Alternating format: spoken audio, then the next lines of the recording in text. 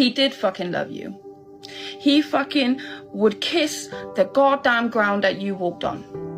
He had plans, he had goals, he had a fucking dream with you. And all you fucking did was break him. All you fucking did was make him feel like a worthless piece of shit, and all you fucking did all the way through was absolutely manipulate the living shit out of him and take all he's worth. And now you're gonna sit there and play the victim. Now you're gonna start the fucking crocodile tears, and you're gonna make everyone believe he's the bad one. Your narcissistic tendencies, you think they are so high, but now he knows everything that you did. So now when you come running back, he's gonna say, go fuck yourself. Now it's my fucking turn.